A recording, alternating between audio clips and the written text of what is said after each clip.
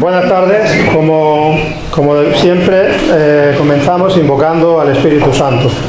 En el nombre del Padre, del Hijo y del Espíritu Santo. Amén. Ven, Espíritu Santo, llena los corazones de tus fieles, enciende en ellos el fuego de tu amor. Envía, Señor, tu Espíritu y todo será nuevamente creado. Oh Dios, que has iluminado los corazones de tus fieles con la luz de tu Santo Espíritu, haznos dóciles a tus inspiraciones para gustar siempre del bien y gozar de tu consuelo. Por Jesucristo nuestro Señor. Amén. San Pablo Apóstol. Nos sentamos.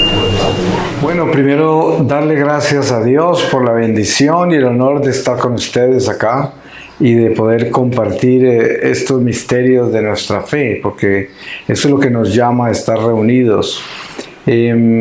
Voy a compartirles una reflexión sobre nuestra jornada, nuestra peregrinación hacia la casa del Padre. Voy a comenzar con una lectura de la palabra donde el Espíritu Santo nos quiera llevar. Y les voy a leer a ustedes de la carta a los Efesios en el capítulo 1 desde el versículo 1 y dice: Carta de Pablo, apóstol de Cristo Jesús, por voluntad de Dios, a los santos que en Éfeso están y perseveran en Cristo. Reciban gracia y paz de Dios, nuestro Padre, y de Jesús el Señor. Bendito sea Dios, Padre de Cristo Jesús, nuestro Señor, que nos ha bendecido en el cielo, en Cristo, con toda clase de bendiciones espirituales. En Cristo Dios nos eligió antes de que creara el mundo, para estar en su presencia santos y sin mancha en su amor. Nos destinó de antemano para ser hijos suyos en Jesucristo, y por medio de él así lo quiso y le pareció bien. Sacar alabanzas de esta gracia tan grande nos hacía en el bien amado. En él y por su sangre fuimos rescatados, y se nos dio el perdón de los pecados, fruto de su generosidad inmensa, que se derramó sobre nosotros. Ahora nos ha dado a conocer, mediante dones de sabiduría e inteligencia, este proyecto misterioso suyo, fruto de su absoluta complacencia en Cristo. Pues Dios quiso reunir en él, cuando llegara la plenitud de los tiempos, tanto a los seres celestiales como a los terrenales. En Cristo fuimos elegidos nosotros, aquel que dispone de todas las cosas y las somete a su voluntad, decidió que fuéramos pueblo suyo y lleváramos la espera del Mesías con el fin de que sea alabada su gloria. También ustedes, al escuchar la palabra de la verdad del Evangelio que los salva, creyeron en él, quedando sellados con el Espíritu Santo prometido, que es el anticipo de nuestra herencia. Por él va liberando al pueblo que hizo suyo, para que al fin sea alabada su gloria. Es sabido cómo ustedes viven en Cristo Jesús la fe y el amor para con todos los santos, quiero decir, para con los hermanos, por lo que no dejo de dar gracias a Dios y de recordarlos en mis oraciones. Palabra de Dios. Para nosotros es algo común hablar de que todos buscamos salvarnos. Es verdad que en el mundo en que vivimos, pues adormece muchísimo nuestra esperanza de la vida eterna, porque cada vez este mundo es más seductor y cada vez nos ocupa más y cada vez perdemos más el norte de Dios y el enfocarnos en la trascendencia de esta vida natural a la sobrenatural. Y es muy fácil envolverse y ocuparse con lo que conocemos, que es solo este mundo material. Lo demás lo conocemos en fe. Y la pregunta siempre es: ¿y cuán grande es nuestra fe? Porque así de grande es también nuestra relación con el Espíritu, con lo que no vemos, ni entendemos racionalmente, ni tenemos pruebas, evidencia física de lo que predicamos, lo que leemos, lo que se nos ha revelado. Algunas personas tienen experiencias con Dios místicas, eso no es muy común y sabemos que hay una razón para eso. Cuando leemos las Escrituras, leemos pasajes en los cuales el Padre Celestial está demostrando con claridad que hay cosas que Él no quiere que nosotros sepamos ni que escudriñemos en ellas. Por ejemplo, sabemos que está prohibido invocar a los muertos, porque sabemos que los demonios son los que utilizan esa información. Y sabemos también que hay respuestas que no tenemos, por ejemplo, la existencia del mal. Y por esto toda la gente que escudriña en ese misterio termina en el ateísmo, termina en el escepticismo total y pierde el norte de Dios, porque esas preguntas no se hacen y están reveladas en esa forma. ¿Y por qué? Porque esta es una escuela de almas, la vida terrenal. Y en el Evangelio está aclarado con mucha precisión cómo debemos vivir nuestra fe. El ejemplo nuestro es Jesucristo, porque el Evangelio es la verdad y por lo tanto es la única guía que tenemos certera y la que debemos obedecer. Jesús dice, al aparecer a los discípulos después de su resurrección, la primera vez que les aparece no está Santo Tomás. Y ustedes saben que cuando él llega la segunda vez y ya está, Santo Tomás, que había dicho que no creía hasta que no metiera los dedos en sus llagas, se arrodilla y le dice, Señor mío y Dios mío. Una expresión que es litúrgica hoy, de lo grande que fue. Pero Jesús, ¿qué le dice?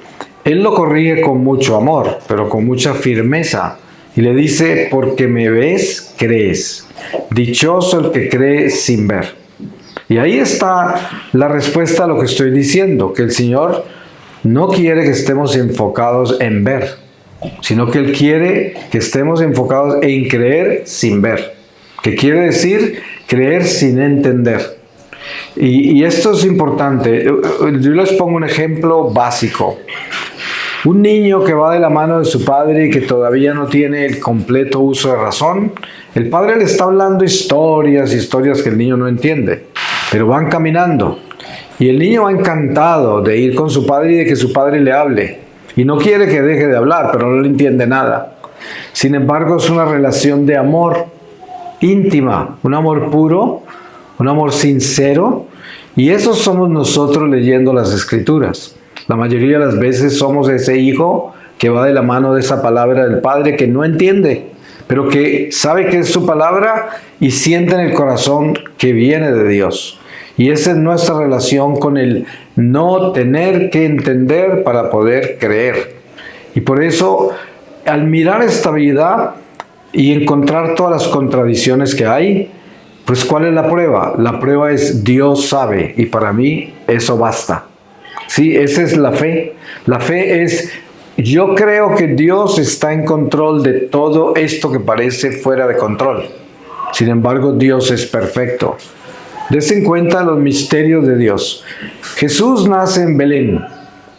Es Dios. Y sin embargo, un ángel aparece a San José y le dice, váyanse para Egipto, porque Herodes va a matar al niño. Y estamos hablando de Dios, es el que huye a Egipto. Dios que creó a Herodes. Sin embargo, Él entra en el tiempo humano y no altera nada, no cambia nada, ni acomoda el tiempo humano a su conveniencia, sino que entra en el tiempo humano y vive en el tiempo humano las circunstancias del tiempo humano en su misión. Y esa misión le cuesta su vida y le cuestan sufrimientos increíbles, pero no cambia nada. Como le decía Jesús a Pilatos, tú lo has dicho, yo soy rey, pero mi reino no es de este mundo. Si lo fuera, mis ángeles vendrían a rescatarme. Sí, y esto es lo que hay que entender, de que las contradicciones de este mundo no nos deben a nosotros asustar, no nos deben confundir, ni nos deben llenar de preguntas, que esas preguntas son peligrosas, porque ahí es donde viene la duda, la soberbia y de repente la pérdida de la poca fe que podamos tener. Porque perdemos la esperanza por el solo hecho de que vivimos acontecimientos difíciles en la vida. Muchas veces yo tuve una experiencia una vez muy fuerte con una persona carismática aquí en Europa que era un líder inmenso, esa señora, y convocaba estadios. y siempre me invitaba. Pero en una oportunidad llegué a unos congresos y no estaba. Yo pensé que había muerto o algo. Y me dijeron, no, es que ella está disgustada con Dios. Y yo dije, ¿cómo puede disgustarse con Dios alguien tan carismático como ella, que ha visto tantas cosas? Y dice, es que Dios se le llevó a su hijo menor, al que más amaba. Y ella eso no lo entendió y no está contenta con Dios. Entonces yo sabía que en ese momento era muy difícil entrar en esta realidad de que nuestra fe puede ser emociones, pueden ser sentimientos, pueden ser ideas, pueden ser manifestaciones externas, pueden ser milagros, sanaciones. Todo esto puede ser la fe, pero eso no es suficiente para sostenerlos el día de la prueba. Porque como ella llegó a la prueba, no la pasó a pesar de todo lo que vio. Ustedes se dieron cuenta que los apóstoles vivieron lo mismo. Ellos vieron los milagros, ellos vieron muertos resucitar, ellos vieron todo eso y no fue suficiente. El día de la prueba, todos huyeron. Entonces, ¿qué les faltaba? Les faltaba la vida en el corazón, o sea, el Espíritu de Dios, el amor de Dios, la conversión del corazón. Y eso es lo que hay que tener cuidado, porque la religión nos puede engañar.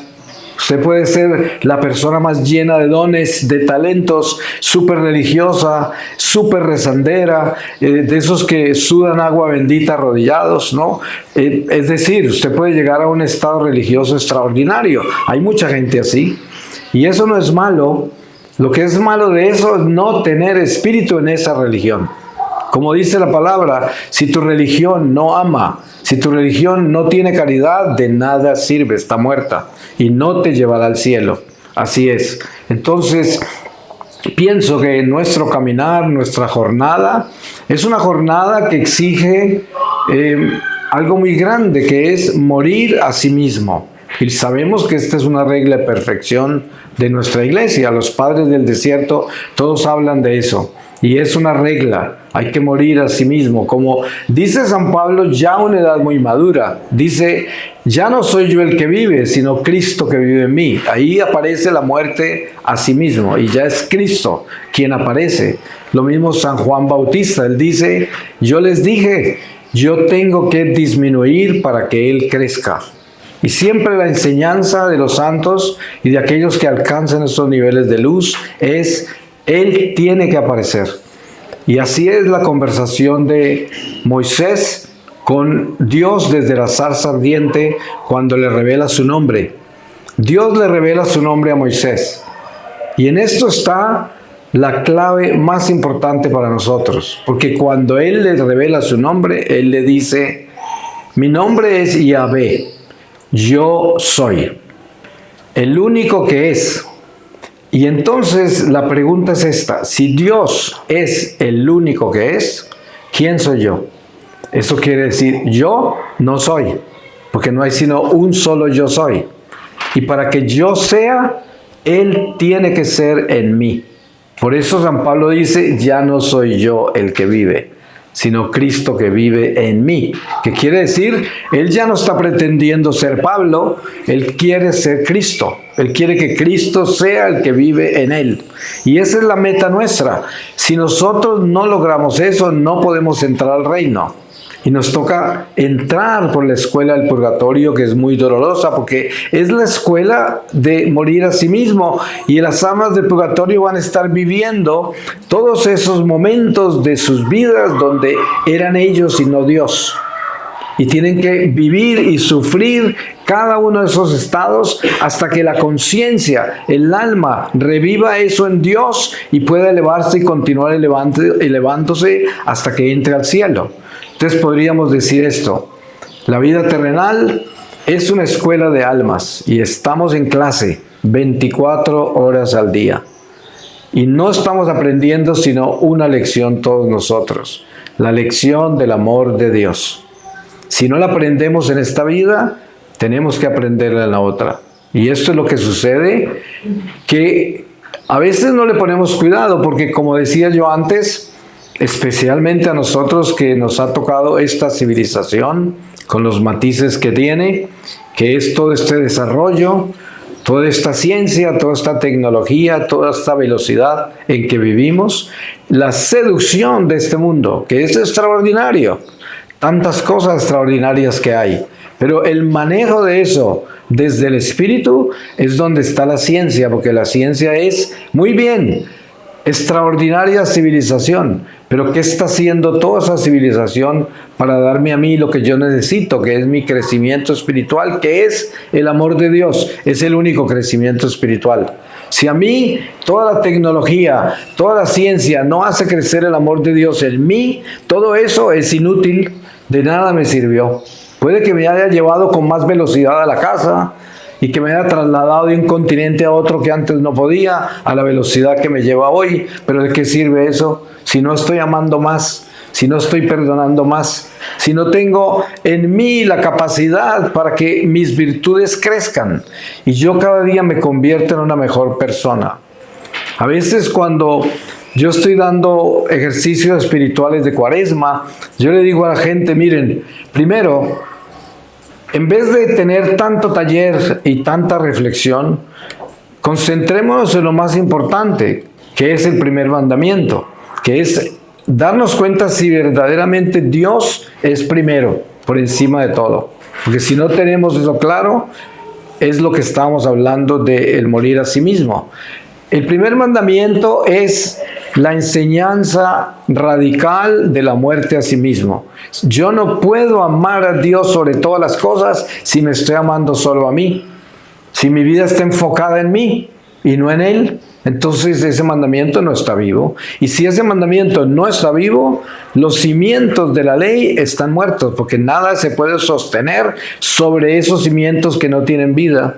Porque si yo estoy en el amor propio, todo lo demás está violado. Los demás 9 mandamientos no tienen fuerza, porque no los cumplo. Entonces, esta razón de entender qué es lo que estamos haciendo aquí en esta vida es lo más importante para nosotros. Darnos cuenta, primero, que no tenemos tiempo.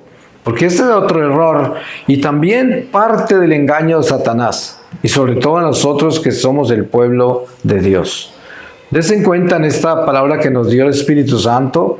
San Pablo le está contando a los efesios que Dios nos escogió. Dios nos separó. Somos un pueblo que ha sido escogido desde siempre. Nosotros no fuimos un accidente. Yo no escogí esta religión porque leí, me fascinó y alguien me llevó. No. Nadie es católico por voluntad humana, porque entonces eso contradeciría de que somos predestinados y escogidos. ¿Cómo puede ser predestinado y escogido alguien que decidió por voluntad humana volverse católico? Ese no es un escogido. Por lo tanto, en iglesia, todos los que estamos, así haya entrado usted a la iglesia católica a los 80 años, usted había nacido para ser católico. Miren a Abraham. Abraham nació para ser el padre de la fe. ¿Y a qué edad entró? Ya un anciano, pero él había nacido para ser Abraham. Y todos esos años que vivió en el paganismo, por allá adorando piedras y haciendo lo que hacía, era simplemente una espera y una preparación para lo que venía.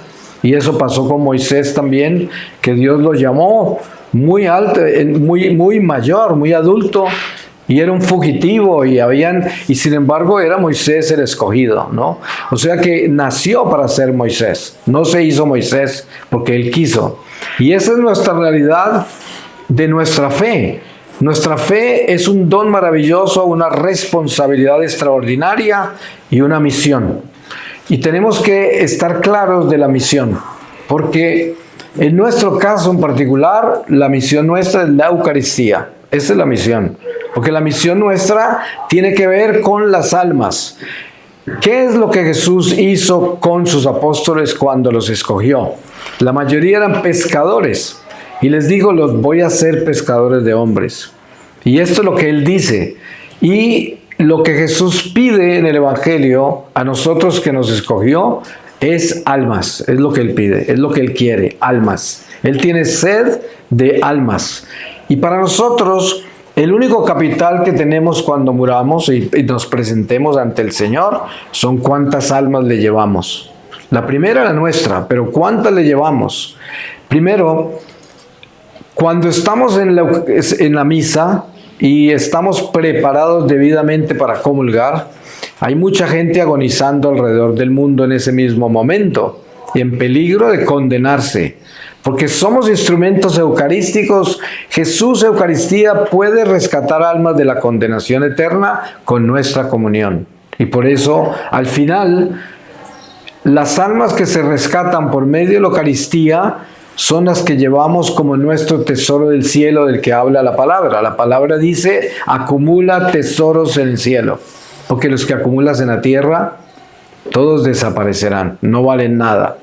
Y entonces, cuando hablamos de el pecado que nos perdona Dios por medio de la iglesia, por medio del sacerdote, que en el momento de la absolución entramos en un estado de reparación y de enmienda, y por esa razón existen las indulgencias plenarias, por ejemplo, que resuelven las cuentas que tenemos pendientes de los pecados que nos han sido perdonados, cuya enmienda quedó pendiente. Y por lo tanto, las indulgencias las resuelven, pero también nuestro camino nuevo de conversión, de arrepentimiento, que sale a reparar.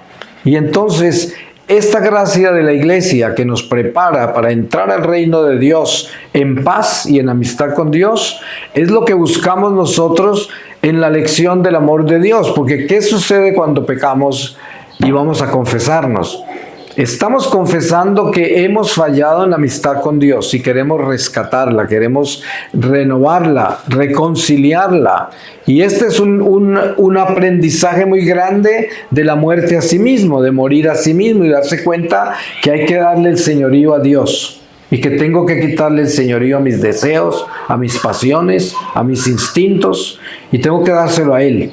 Y claro, esto lo hacemos constantemente porque somos criaturas débiles, pecadoras, imperfectas, y por eso Jesús nos dejó ese sacramento, para que nosotros nos aseguráramos de estar constantemente reconciliándonos con Dios, para que el demonio no tenga entrada en nuestro corazón. Porque ¿por dónde puede entrar el demonio? Tan solo por la desobediencia, por los vacíos de amor a Dios, por ahí entra el demonio. De lo contrario, él no puede entrar nunca.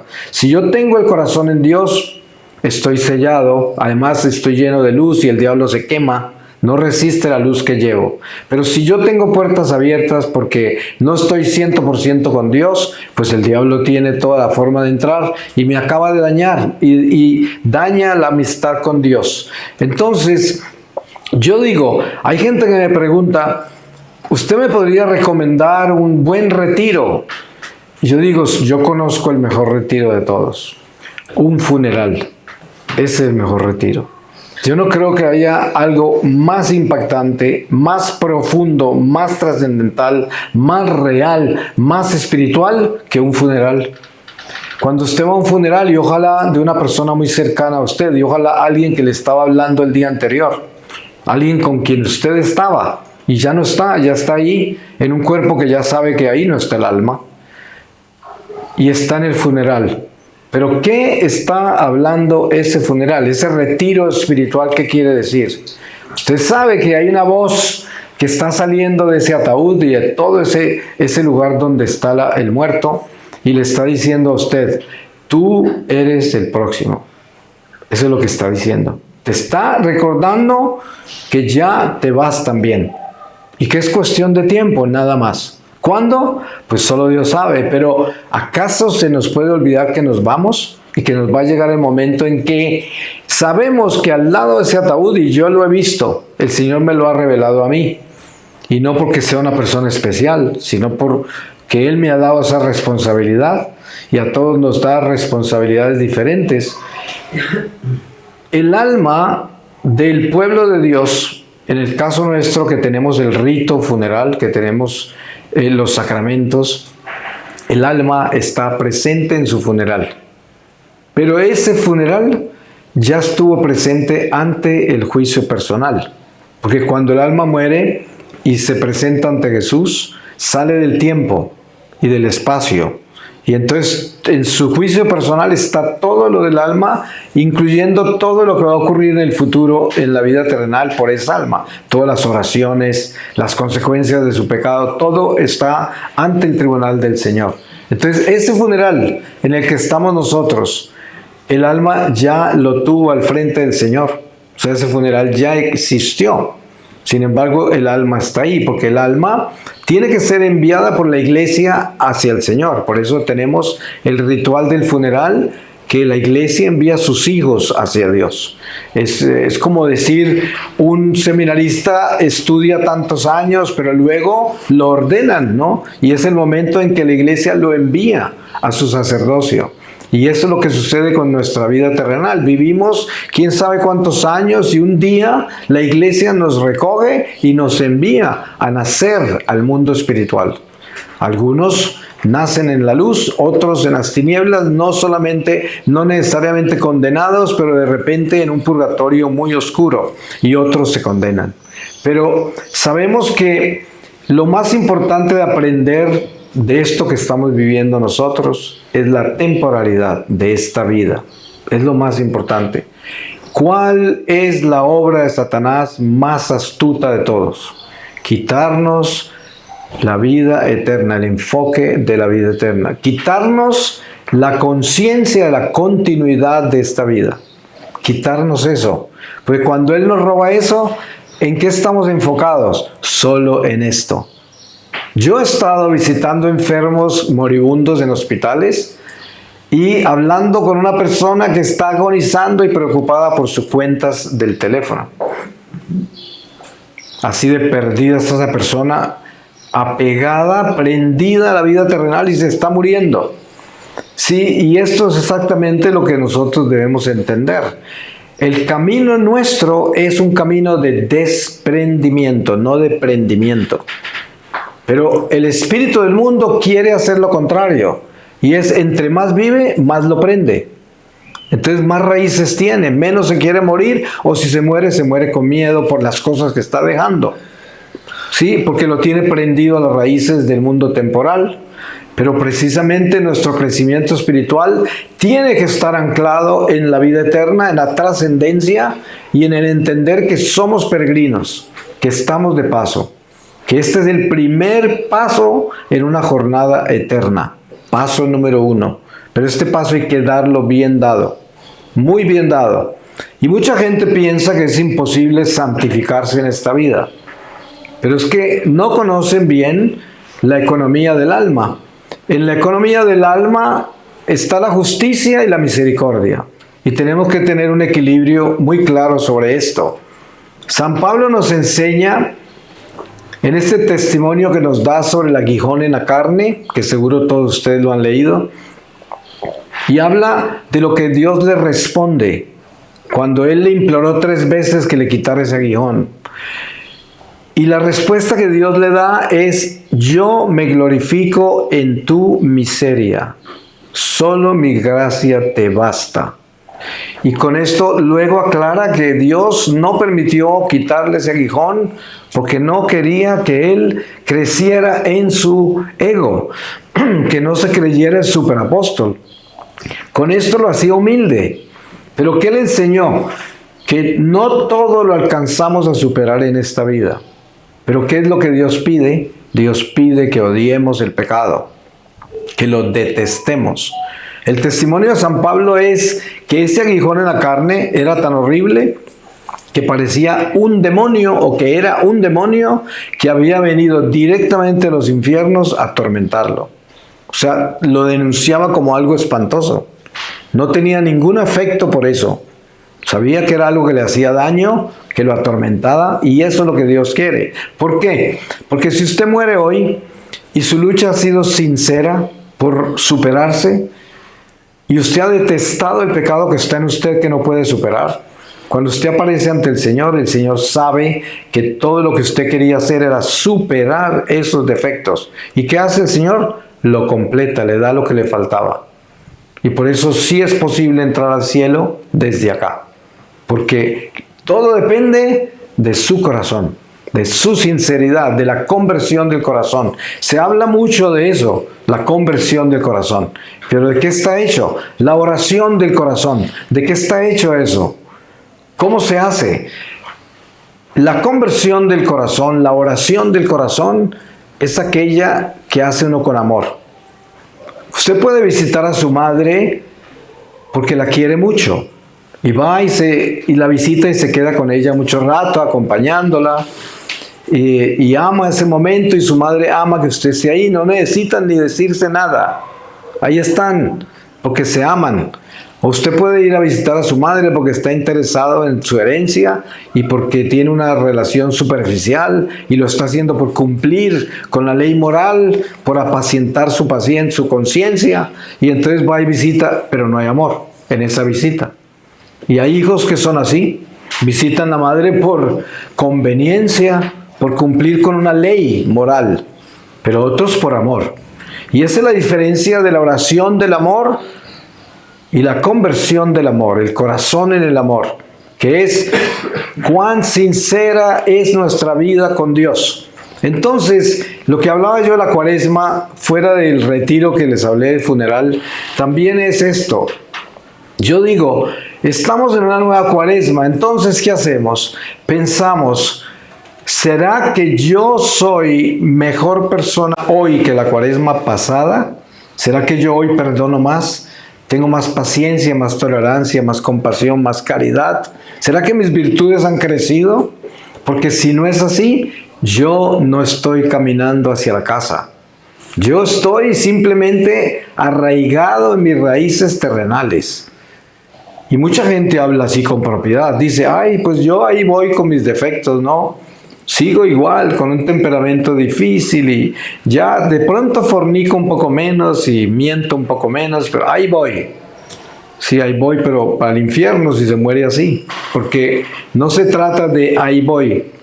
Ustedes miren lo que hace esta civilización de hoy. Esta civilización nos enseña el proceso, los pasos, la terapia. Es lo que enseña, porque es una civilización de la comodidad. No se puede traumatizar al niño, no se le puede dar órdenes en una forma que lo asuste, que lo violente, y así es esta sociedad. Pero si miramos el Evangelio, que es nuestra única guía, des en cuenta el lenguaje de Jesús. Él dice, si este ojo te hace pecar, Él no dice, llévalo a una terapia al pobrecito, a ver si se convierte. Ponlo en un taller. No, Él dice, sácatelo. Si este brazo te hace pecar, llévalo a un retiro. No, córtatelo. Pero cuando se habla así con el Evangelio, como Jesús habla, ¡ay, qué radical! De razón la gente se va de la iglesia. De razón ahuyentan la gente. De razón los jóvenes no van.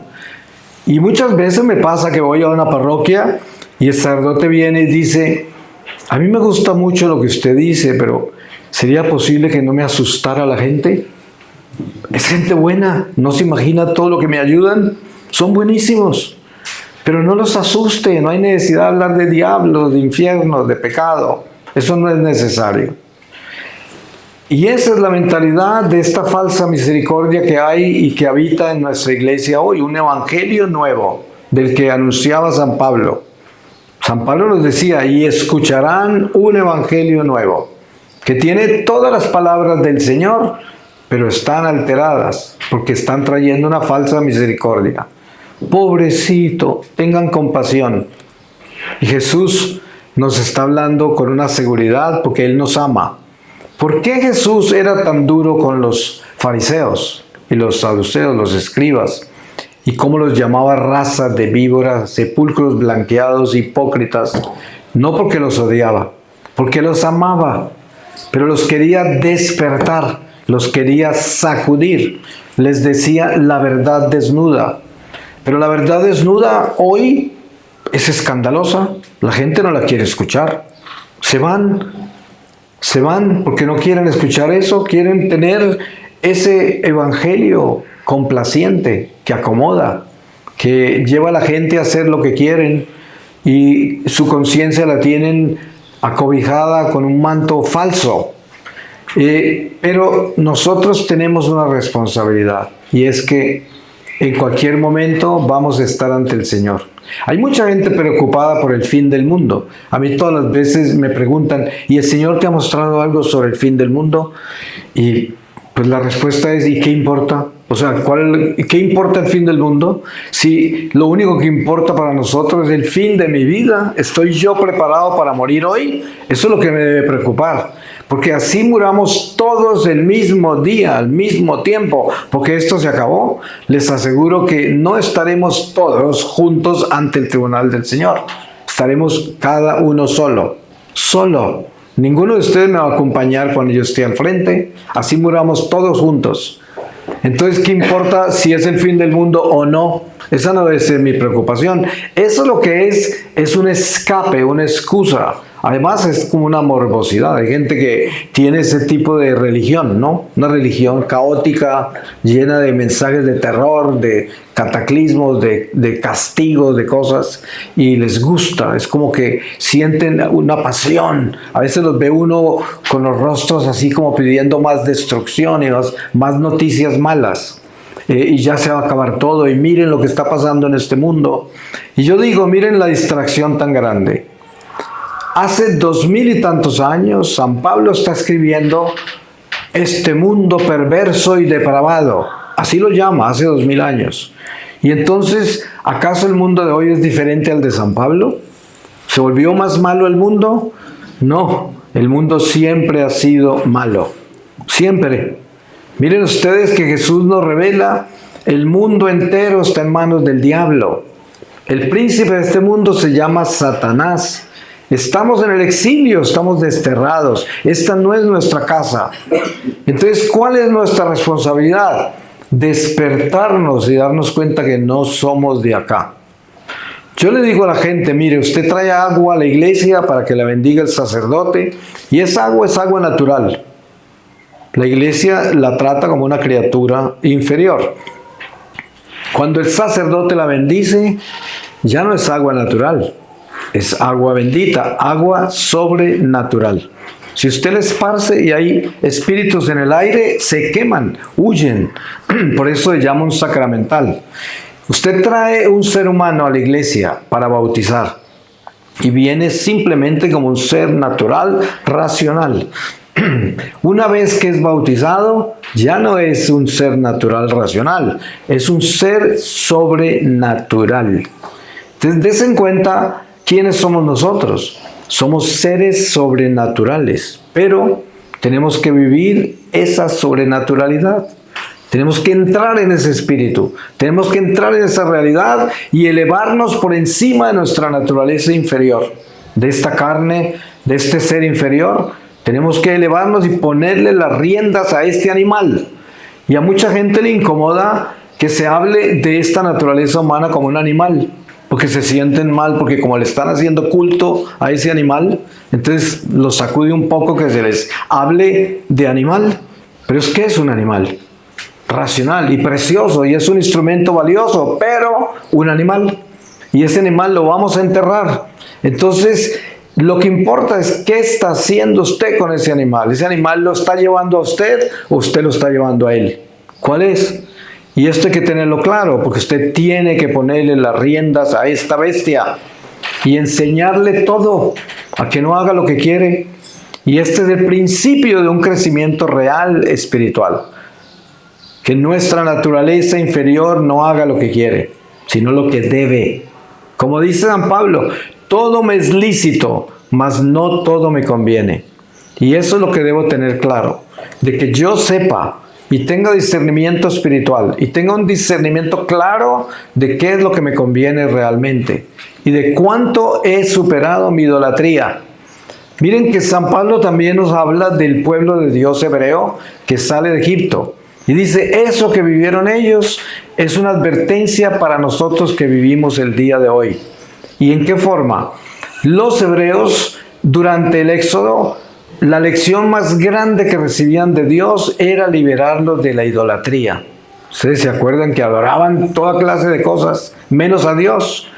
Y eso es lo que tenemos nosotros por naturaleza caída, por el pecado original. Somos idólatras.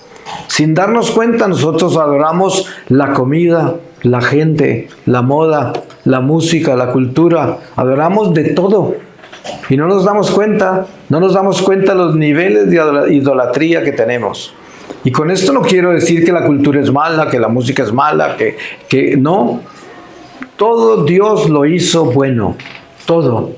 Lo que pasa es que nosotros tenemos que ser buenos administradores y saber que todo lo que hacemos en este mundo es una labor que Dios nos confió, pero no porque es nuestra. Lo que yo tengo, esta ropa, las cosas que utilizo no son mías, son prestadas. Dios me las dio para que cumpla con mi deber. Y así debo tener todo. Yo no poseo nada, todo me lo dio Dios. Yo debo ser un buen administrador de todo lo que tengo. Y no apegarme a nada, porque nada me pertenece. Y todo lo debo tener para mi trabajo, para el trabajo de Dios, para glorificarlo a Él. Y eso es lo importante. Entonces, podríamos concluir esta reflexión que no tiene fin, porque estamos hablando de lo más importante de nuestra vida, que es nuestra salvación, y sobre todo el caminar por este mundo misterioso hacia la casa del Padre, sin dejarnos engañar por esta temporalidad.